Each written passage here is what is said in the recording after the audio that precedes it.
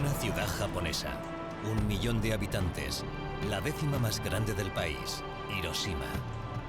El 6 de agosto de 1945, nadie advirtió a la población de que su ciudad iba a ser borrada del mapa.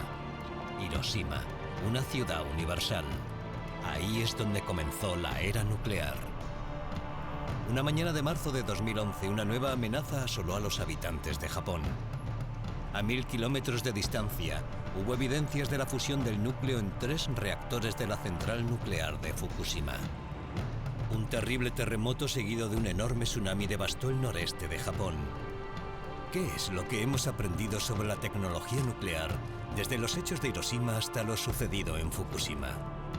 ¿Qué elementos comunes existen entre los afectados por un accidente nuclear con los del acto de guerra más dramático del siglo XX? Desde Hiroshima hasta Fukushima, los expertos han restado importancia a los riesgos. Los políticos han negado el verdadero alcance de estos desastres. Y las disculpas de los responsables no han cambiado los hechos. Durante 65 años, la historia de la bomba, de la energía nuclear, de este increíble poder, ha ocultado una gran cantidad de secretos.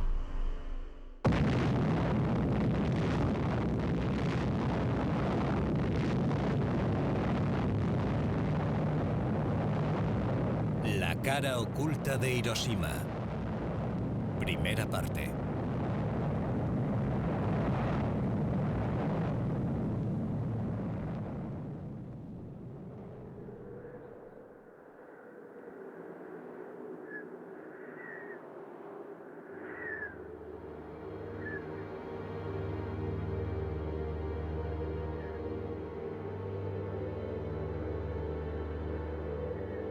Estas siluetas han quedado impresas para siempre en las retinas de los que padecieron la primera explosión nuclear de la historia.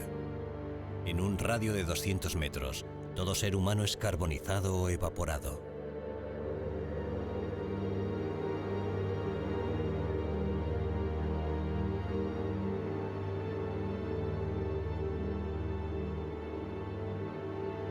Solo aquellos que estuvieron lo suficientemente alejados del epicentro, protegidos bajo paredes de hormigón, sobrevivieron. Desde el día siguiente a la explosión, el Dr. Achiya intenta ayudar a los heridos. Todos ellos sufren misteriosas dolencias. 9 de agosto. Ayer uno de los heridos estuvo quejándose durante todo el día de dolor. Hoy ha estado sangrando por varios sitios, por la boca y por la piel. Cuando este hombre llegó al hospital, tan solo mostraba signos de debilidad. Aparentemente, al menos, no había signos de lesiones. Esta mañana, otros pacientes han comenzado a sangrar por la piel y han vomitado sangre, y hasta ahora ninguno de ellos había mostrado ningún síntoma.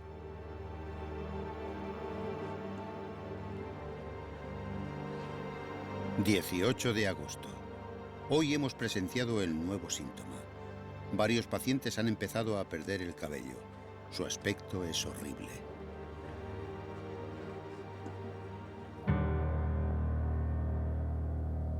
Los observadores que envió el ejército japonés no entendían lo que estaba ocurriendo.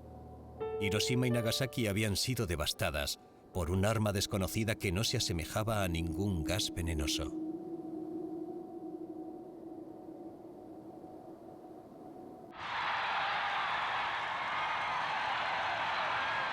En los Estados Unidos todo el mundo creía que las 2 bombas atómicas habían supuesto el final de la guerra. Pero la población descubrió que esas armas habían sido desarrolladas en el más absoluto secreto. Ni siquiera los miembros del Congreso tenían idea sobre el tema, pero la historia que se ha creado en torno a ellas habla más sobre héroes modernos que sobre ciencia asesina.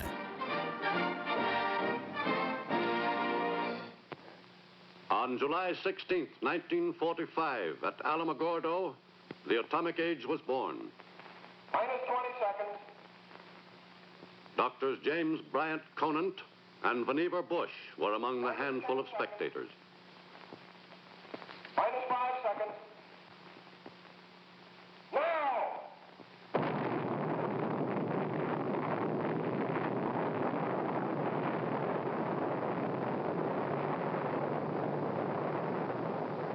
For Doctors Conant and Bush, who organized the development of the first bomb, this was a moment of supreme satisfaction. Este documental propagandístico cuenta la historia de la bomba. Es la versión de los Estados Unidos, un documental ficticio. Tan solo los personajes son reales, como Leslie Groves, un oficial del ejército que se encargó del proyecto de guerra más importante de los Estados Unidos, el Proyecto Manhattan.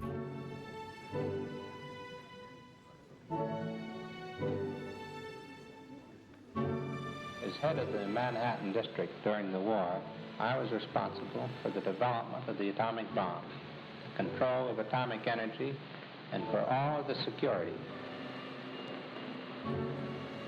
Este es Robert Oppenheimer, director científico del Proyecto Manhattan. Automatic control has got it. This time, Rob, the stakes are pretty high. It's going to work all right, Robert, and I'm sure we'll never be sorry for it. Well, we'll know in 40 seconds. Su obsesión, averiguar si la bomba era efectiva. Y ese es Bush, el político, el mismo que consiguió materializar la bomba gracias a una alianza entre las Fuerzas Armadas, los científicos y magnates de la industria, que fueron los que crearon lo que hoy conocemos como el complejo industrial militar. De esta alianza surgió la bomba atómica, un arma que cambiaría el mundo.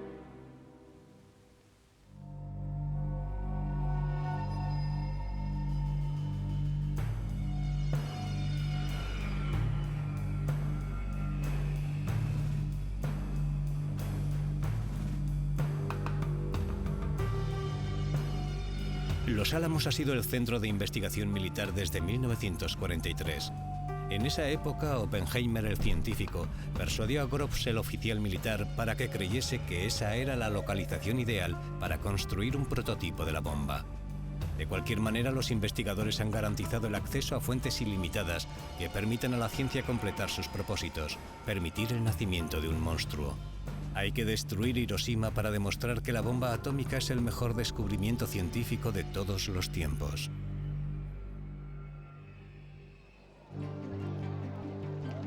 Todo comenzó en 1939 cuando el afamado físico danés Niels Bohr acudió a los Estados Unidos para participar en una reunión en Princeton. Bohr llevó malas noticias. Al parecer, varios investigadores alemanes habían dirigido con éxito un experimento sobre la fisión del uranio. Este proyecto supuestamente creaba una energía espectacular. And the result? Nuclear fission, but it is equivalent to mass. In the process En el mundo científico, la noticia cayó como una bomba. It explodes as energy, proving Einstein's theory that mass and energy are really the same.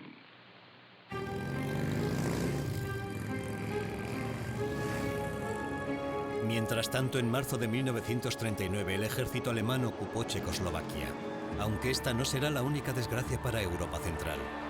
Durante la ocupación, los nazis consiguieron ocupar la mina de uranio más grande de toda Europa. En ese momento, Alemania poseía la materia prima necesaria para diseñar una reacción en cadena de fisión nuclear.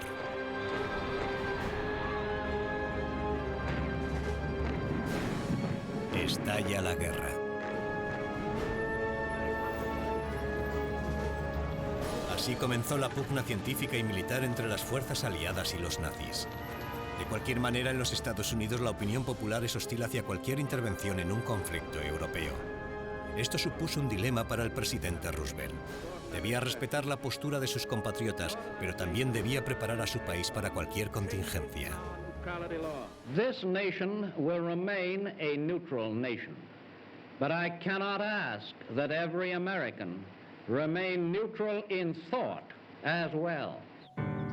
Albert Einstein es el científico refugiado en América más conocido. Al igual que todos los exiliados europeos, sean o no judíos, sabía de lo que Hitler era capaz. Precisamente por eso, no pudo mantenerse al margen.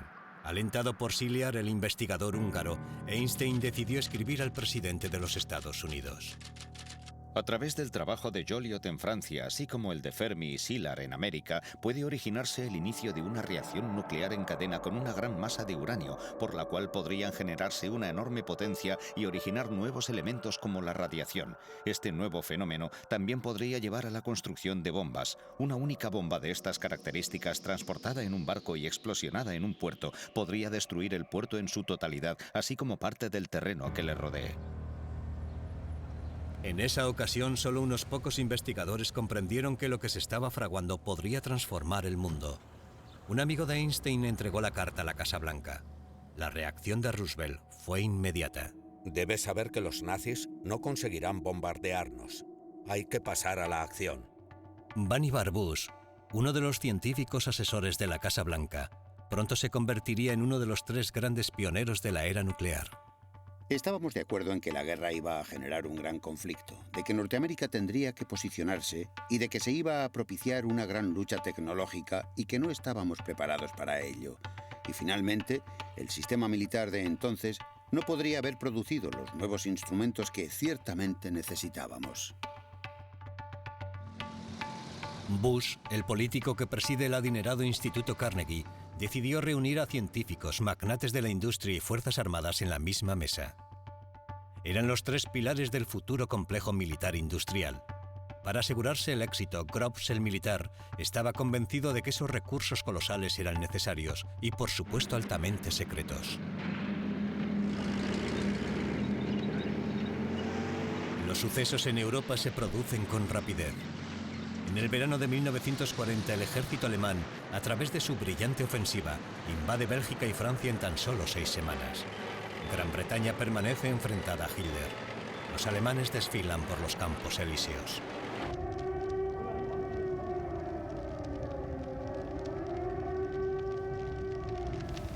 Sus aviones ya han fijado a Londres como objetivo. Comienza el Blitz. En esa época, la investigación británica también se había puesto en marcha. Cambridge presumía de tener un prestigioso laboratorio para la energía nuclear. Tanto Churchill como el gobierno británico creían que en 3 años se podría construir la primera bomba atómica.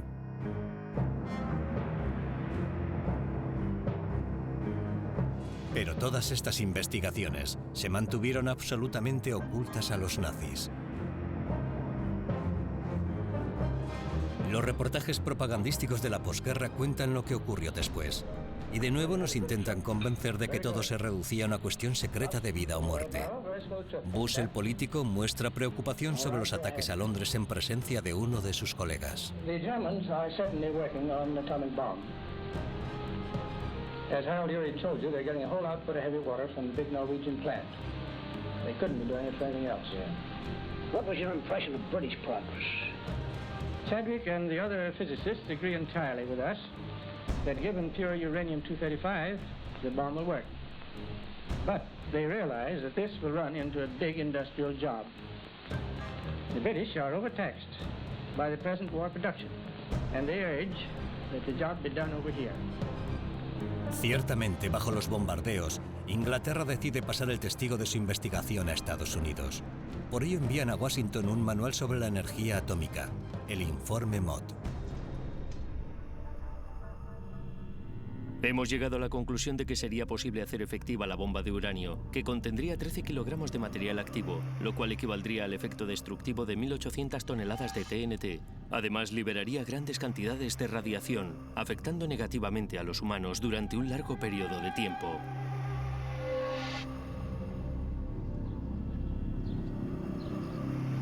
En vista de la situación, Roosevelt tomó una decisión política. Aunque su país mantenía una intensa actitud aislacionista, dio luz verde a la construcción de armas atómicas.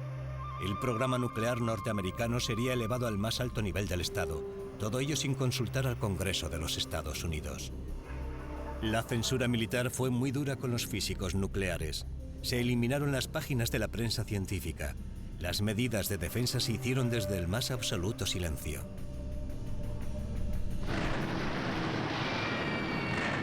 Pearl Harbor, 7 de diciembre de 1941. El ataque sorpresa de los aviones japoneses propició el final de cualquier duda e impulsó a los Estados Unidos a sumarse al conflicto. Por fin Roosevelt podría unirse abiertamente a las fuerzas aliadas para enfrentarse a las otras potencias, Japón, Alemania e Italia.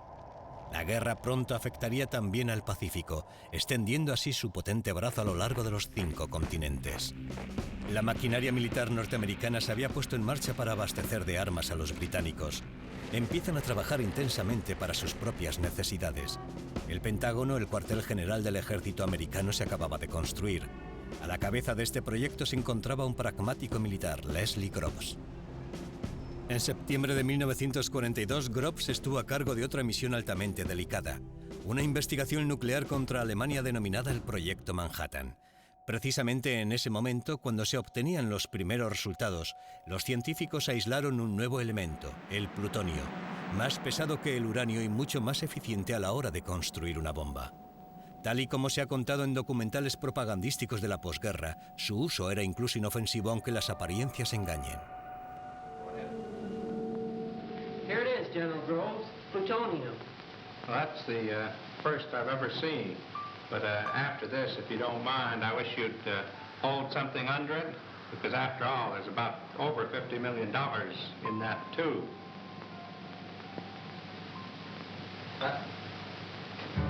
Esta investigación requirió el trabajo de un batallón de científicos, ingenieros y técnicos dispersados por todo el territorio norteamericano. Para coordinar estos equipos, Groves escogió a un físico profesor de la Universidad de California, un hombre cercano al Partido Comunista, Robert Oppenheimer. Ostenta el título de dirigir el proyecto científico más extenso que jamás se ha conocido. Es un genio, un verdadero genio. Oppenheimer lo sabe todo. Puede conversar sobre cualquier cosa que le propongas. Bueno, no exactamente. Supongo que habrá algún tema que no domine. No tiene ni idea de deportes. La prioridad para Groves es encontrar la materia prima para la futura bomba.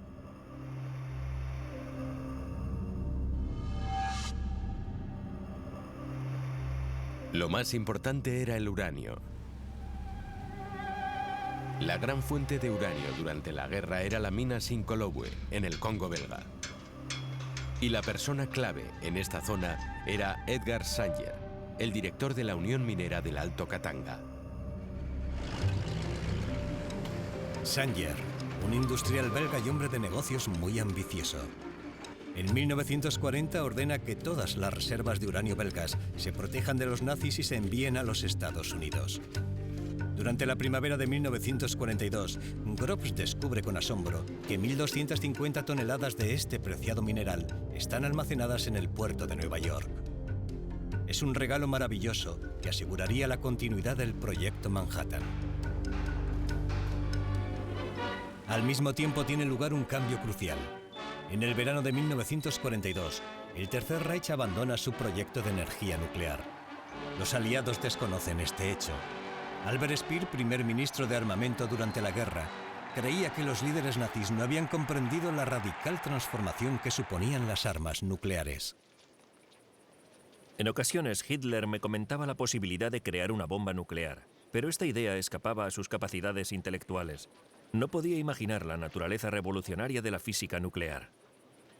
Movidos por la opinión de los físicos especializados en tecnología nuclear, abandonamos el proyecto de la bomba atómica. En una ocasión me preguntó cuánto tiempo llevaría, y yo le respondí que al menos 3 o 4 años. Berlín tenía que enfrentarse a otros problemas mucho más importantes.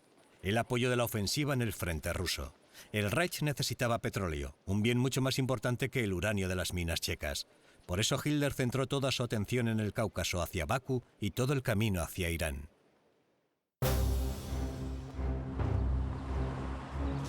Dupont de Nemours es uno de los gigantes de la industria americana, el inventor del nylon. Además, fue el proveedor de explosivos y munición durante la Guerra Civil y las 2 guerras mundiales. A Dupont le llamaron para apoyar el Proyecto Manhattan. También invitaron a Monsanto, Kellogg, Union Carbide y otras importantes empresas americanas. Hiroshima tenía que ser destruido para estabilizar el poder económico y político del complejo militar industrial.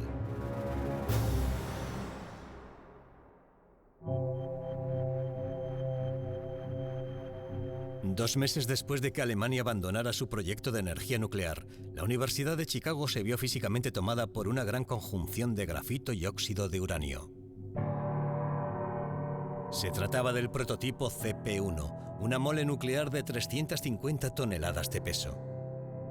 En otras palabras, era el primer reactor atómico, el cual los investigadores aliados quisieron testar lo antes posible. El experimento se realiza el 2 de diciembre de 1942, bajo el más absoluto secreto militar. Ni siquiera los universitarios ni los habitantes de la ciudad de Chicago fueron informados. Antes de un consejo escolar, el Premio Nobel de Física Enrico Fermi ordenó el comienzo de la reacción en cadena. Si erraba, aunque fuera ligeramente en sus cálculos, es posible que se hubiese producido una explosión nuclear en el centro de Chicago.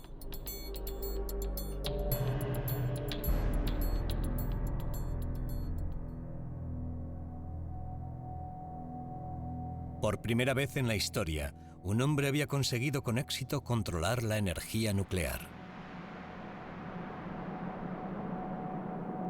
Sabíamos que estábamos a punto de liberar a un gigante. Aún así, no podíamos evitar ese espeluznante sentimiento al constatar que lo habíamos conseguido. Entre los espectadores un hombre se había quedado fascinado. Su nombre, Crawford Greenewald, ingeniero químico de DuPont de Nemours. La concentración de neutrones en la sala sobrepasaba los límites tolerables y la radiación gamma estaba justo en los límites deseables para una exposición de 24 horas de un humano. El resultado superó las expectativas. Para mí fue una experiencia emocionante. Greenewald, el industrial, aceptó la invitación del general Groves. Así el proyecto Manhattan iniciaría su fase más industrial. Pero para ello Groves necesitaba personal que estuviese acostumbrado a trabajar con absoluta confidencialidad y que fuese capaz de supervisar a trabajadores que manipulasen grandes cantidades de plutonio y uranio altamente radioactivos.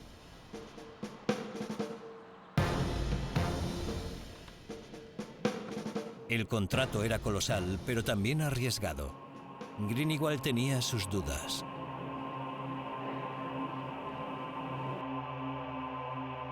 Como no quería que nadie le acusase de lucrarse gracias a la guerra, DuPont finalmente firmó el contrato, a través del cual solo ganaría $1 anual por beneficios.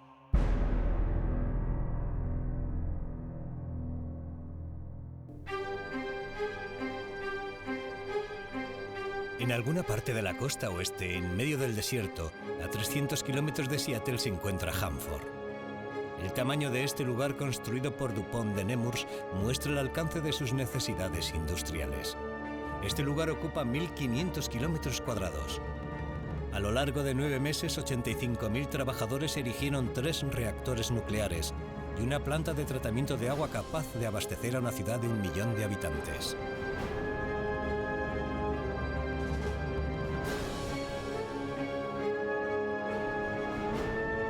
$10.000 empleados pernoctaban allí mismo. Todos ellos firmaron un contrato de confidencialidad. Las conversaciones telefónicas se grababan y se censuraba y leía todo el correo que entraba en las instalaciones. Hanford es una planta de producción de plutonio. Preocupados por los efectos de la radiación sobre sus empleados, Greenewald, el industrial, solicitó ciertas garantías. Groves accedió a que el gobierno norteamericano abonase $10 millones a cada posible afectado por lesiones, enfermedad o fallecimiento relacionado con el plutonio, una increíble suma de dinero.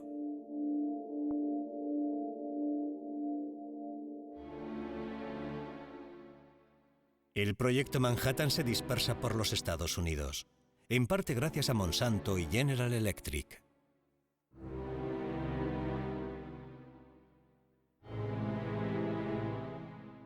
El uranio 235 se produce aquí, al igual que otros materiales necesarios para la construcción de la bomba. Se necesitan varias toneladas de uranio para conseguir 1 gramo de combustible nuclear. Aquí, al igual que en otros lugares, Groves aisló todo lo que pudo los diferentes pasos de la línea de producción para mantener el proceso en secreto. Muchos de los empleados no supieron en lo que habían estado trabajando hasta el final de la guerra. El proceso, así como los planos de la bomba, se contaron en los cuadernos de notas de Greenewald. Estas anotaciones fueron un secreto militar hasta 1989.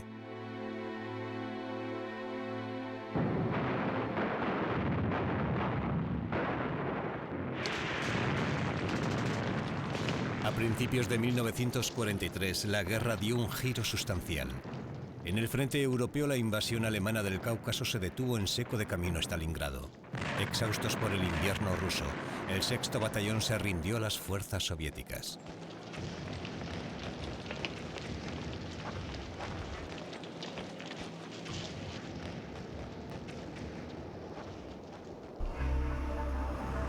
Verano de 1943. Las fuerzas aliadas se reúnen en Quebec. Churchill convoca una reunión con un único propósito en mente: impedir que los Estados Unidos monopolizasen la tecnología nuclear.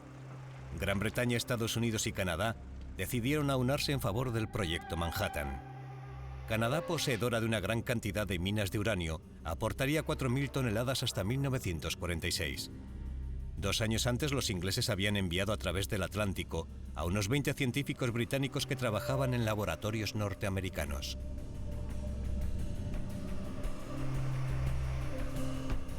Los nuevos reclutas se unieron de inmediato a los miles de investigadores, ingenieros y técnicos que trabajaban en el proyecto Manhattan. Los Álamos, el tercer centro de investigación más grande del proyecto Manhattan. Sus habitantes vivían en condiciones de máxima seguridad, acompañados de sus familias, pero aislados del mundo exterior. La edad media de los trabajadores era de 27 años. En esta localización se aunaba todo el material producido en diferentes industrias. Ello permitiría ensamblar la primera bomba atómica. Junto con los científicos llegados de Londres estaba el número K-22, Klaus Fuchs. Nadie sabía que este joven físico alemán era un comunista que trabajaba para Moscú. Los geopolíticos han trabajado de esta manera para dominar a los científicos. En este lugar, investigadores y miembros de las Fuerzas Armadas se planteaban ciertas preguntas muy concretas. ¿Qué clase de arma construir? ¿Bombas de precisión para diezmar el ejército enemigo? ¿O una bomba de destrucción masiva tal y como Oppenheimer, el científico, transmitió por carta a su amigo Enrico Fermi? Quiero informarte sobre el asunto de los alimentos envenenados por radiactividad. Recomiendo retrasarlo al máximo. Con respecto a esta cuestión, pienso que no deberíamos contemplar un plan a menos que podamos enviar los alimentos suficientes como para matar a 500.000 de hombres.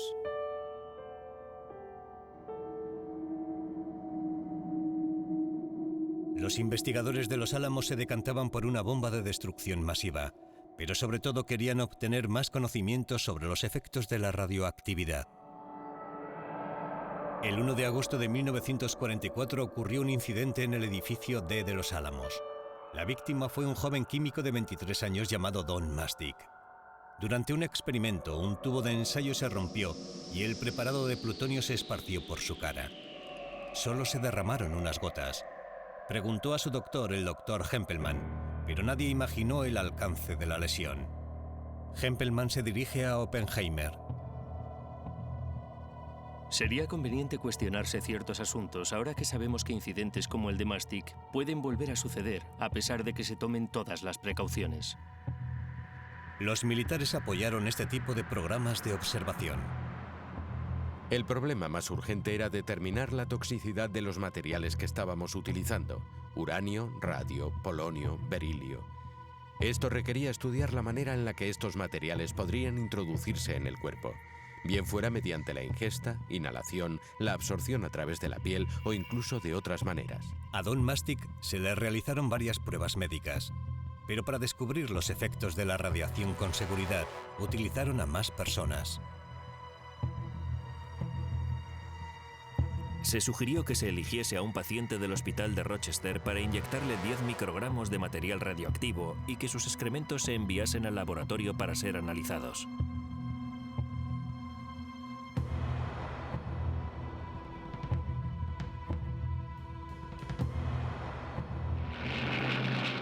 Abril de 1944. A principios de verano de 1944, lejos de los laboratorios norteamericanos, el Ejército Rojo entra en Polonia. Las fuerzas aliadas ocuparon Sicilia y aterrizaron en Normandía, abriendo así un nuevo frente en el oeste. Es posible que no fuese necesario utilizar la futura bomba en Europa.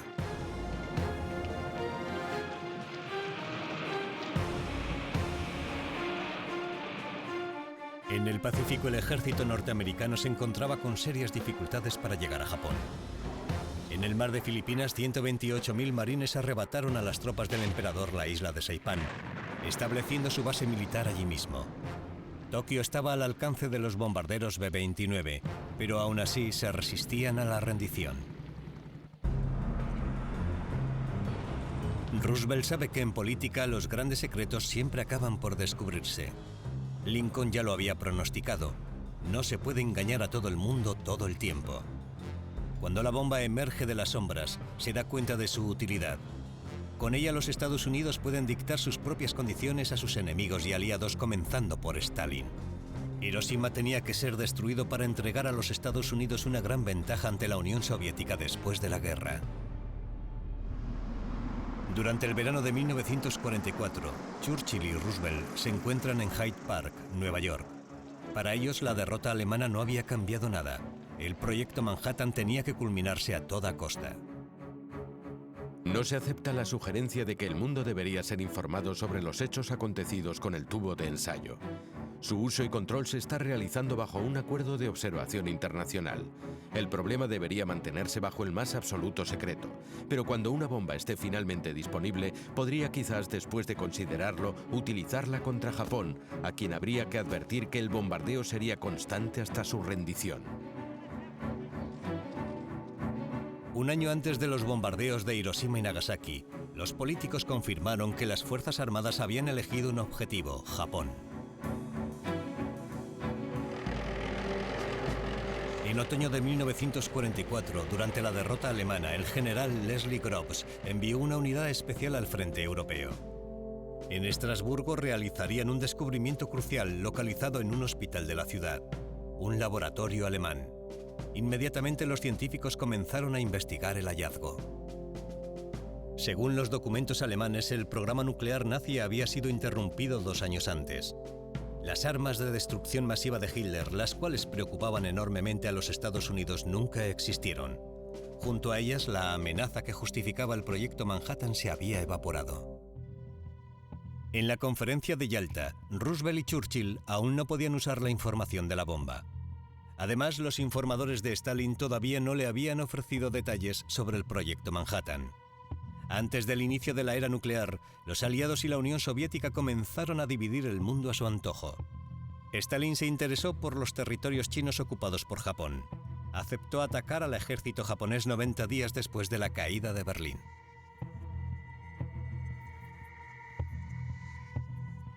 Solo quedaba acordar quién ocuparía primero la isla oriental. Pero Tokio sigue resistiéndose a la rendición.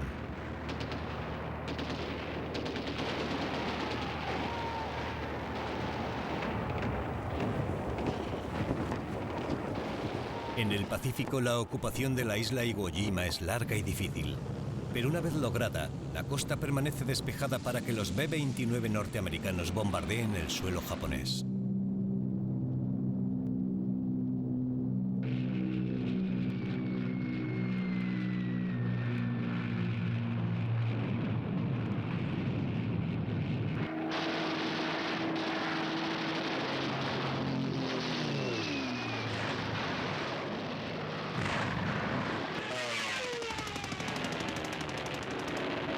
Tokio y la mayoría de las grandes ciudades sufren un ataque constante. Alrededor de 8 millones de habitantes tienen que abandonar sus hogares. Durante la noche del 9 de marzo de 1945, un diluvio de bombas mataron a más de 100.000 personas en la capital japonesa. El país está exhausto. Se han quedado sin comida, combustible y munición. Su potente ejército naval ha sido completamente arrasado. Los pilotos kamikazes combaten hasta la muerte en aviones improvisados, sin suficiente combustible para volver a la base. Sus sacrificios dejaron claro el hecho de que Japón nunca se rendiría.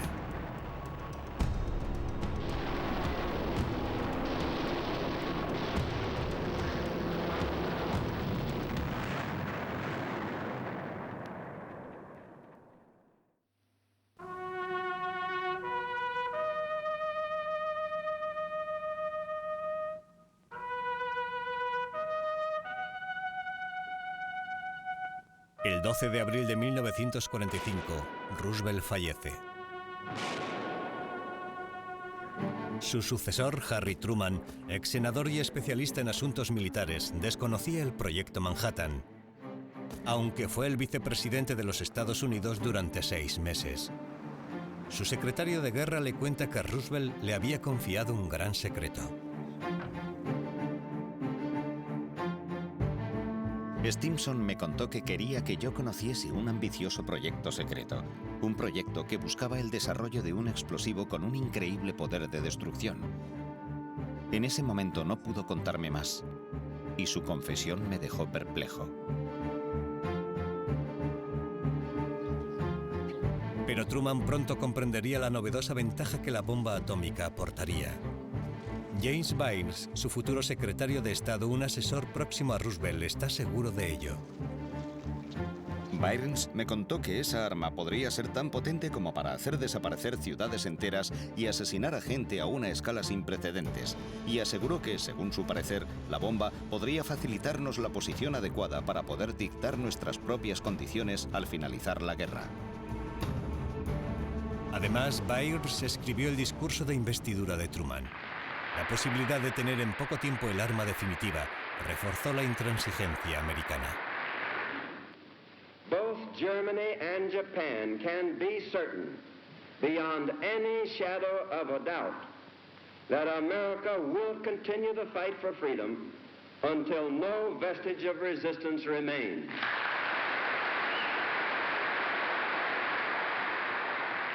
Our demand has been, and it remains, unconditional surrender. Rendición incondicional.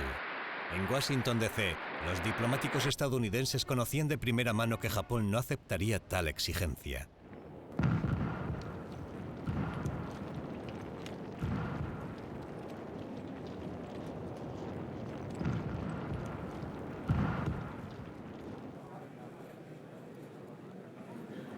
El 8 de mayo el mundo presencia la rendición de Alemania. Berlín había sido tomada por el Ejército Rojo. La Unión Soviética también había liberado Varsovia, Praga, Budapest y Sofía. Por el momento Stalin no tenía intención de retirar sus tropas de allí. Según el acuerdo secreto de Yalta, Moscú estaba preparándose para combatir contra Japón. Las tropas soviéticas se habían asentado en Manchuria, el noreste de China.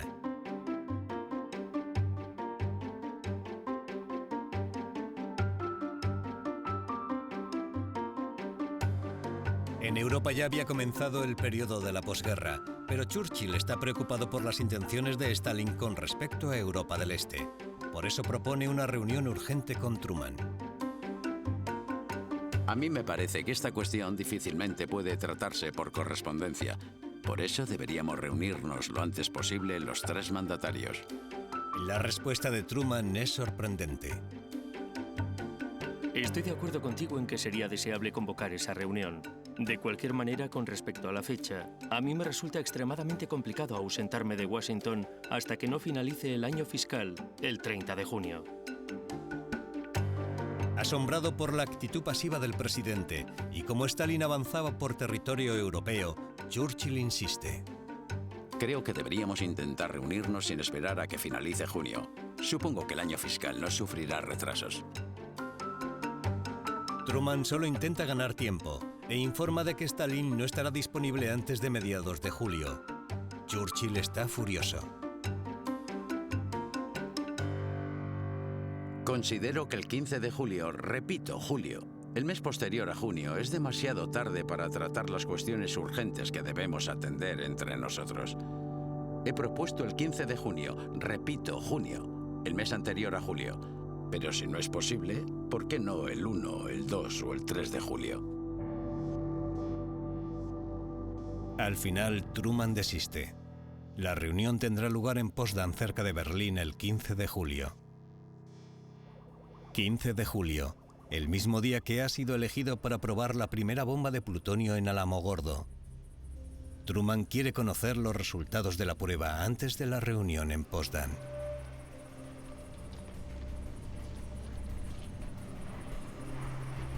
En Alamogordo, así como en Los Álamos, el equipo trabaja contra reloj. 12 horas al día, 7 días a la semana. Oppenheimer narra: No creo que jamás hayamos trabajado tan duro y a tanta velocidad como en el período posterior a la rendición de Alemania. Y todo para poder usar la bomba. Estábamos bajo una increíble presión para terminar antes de la reunión de Potsdam.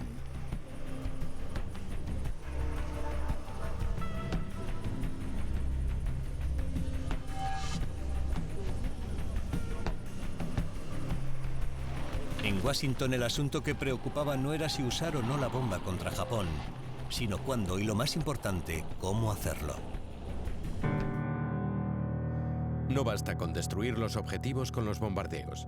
Es preferible que el objetivo principal sea lo suficientemente grande como para que podamos delimitar bien los daños causados.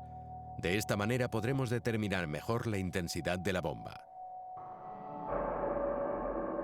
3 ciudades se habían seleccionado para ser un potencial objetivo: Niigata, Kokura e Hiroshima. Lo importante es que la prueba fuese efectiva. Para las fuerzas aéreas de los Estados Unidos, Hiroshima era la ciudad más adecuada. Para el radar es un buen objetivo, y por su tamaño yo diría que gran parte de la ciudad podría resultar seriamente dañada.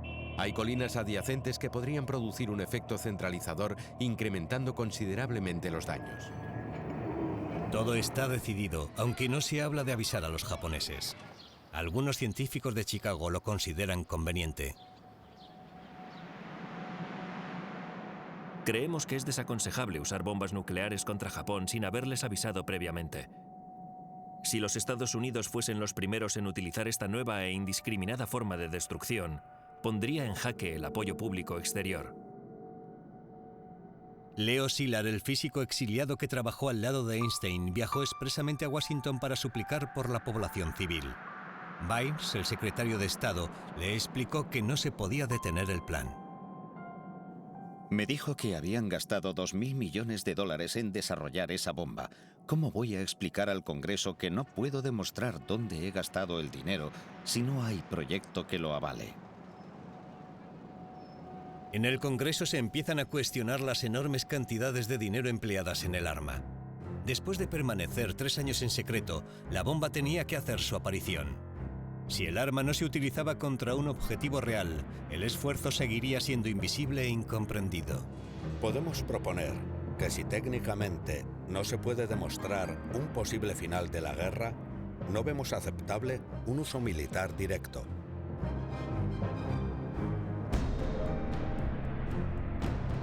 Los líderes políticos y científicos se muestran de acuerdo. La bomba tenía que ser utilizada. Comenzaba a tomar forma un nuevo mundo. El 1 de junio de 1945, ante los científicos y los industriales, el secretario de Guerra hace una declaración. Las implicaciones del proyecto Manhattan sobrepasaron las necesidades de la guerra actual. Debemos mantener nuestras plantas industriales, construir una gran cantidad de material para que lo usen los militares, de manera industrial y científica, y abrir la puerta a un fuerte desarrollo industrial. Estados Unidos se está preparando para el futuro y la bomba atómica jugará un papel importante. Comienza a proliferar la visión de una industria nuclear a gran escala.